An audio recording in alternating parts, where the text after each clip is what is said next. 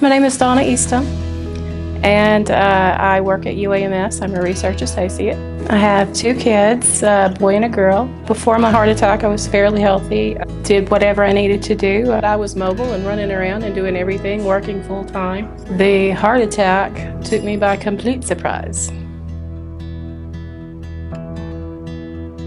Before the heart attack, leading up to it, the days before, I had a sinus infection and it was awful, and I felt terrible, and my daughter kept saying, I think we need to go somewhere. You need to go to a doctor and get this checked out. It seems to be hitting you pretty hard. And I said, no, I'll get over it. It'll be okay. And this time it wasn't. The sinus infection lasted a few days, and then all of a sudden my jaw started hurting right here. And I thought first thing that came into my mind is, oh great, now I have to go to the dentist as well. I never put it together that it had anything to do with the heart. It was late at night. My daughter and I share a house, and she was up doing work late. I stayed on the couch and I just turned the TV down and I muted the volume.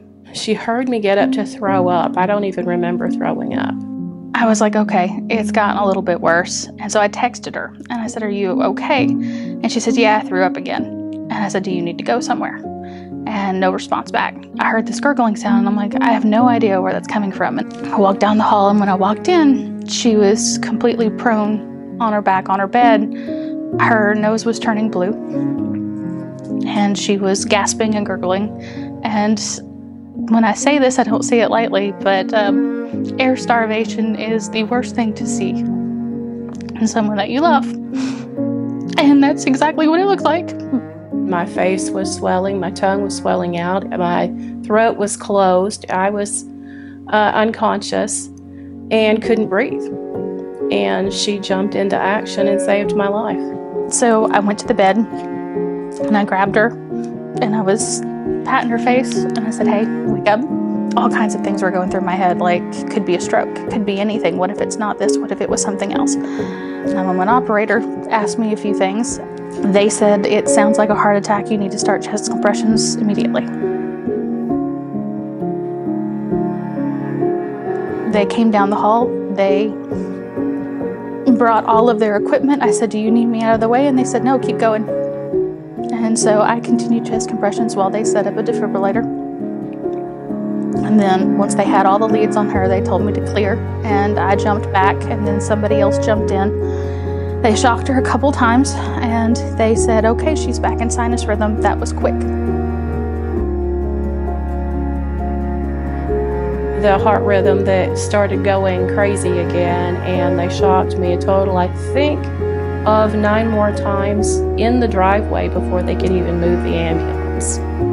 We knew pretty quickly when I tried to go around the side of the ambulance and ask what was going on. They said, you need to back up, and they pushed me to the back of the ambulance.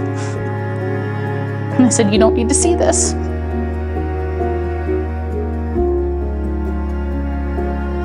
And an ER doctor came in and he said, well, she's really sick. And I said, she's very, very sick.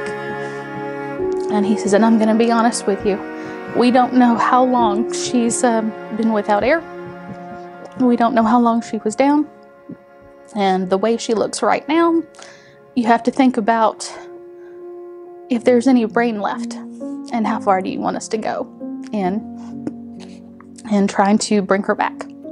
And so I pulled out the text messages and I said, no, I can tell you exactly how long she's been down. I can tell you exactly how long she's been without air. And within a couple minutes, we were doing chest compressions. And then they were there at my house in 7 minutes. And then we were here. And I said, so do everything you have to do.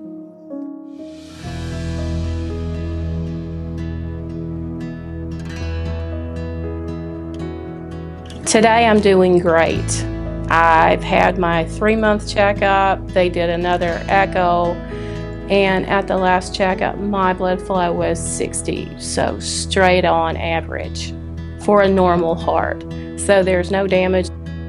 It's a situation that I don't want to take for granted, and what it means to me is that every moment you're not guaranteed. And so do everything you thought you were planning to do, or you kept putting off, and just value family and every moment you have left.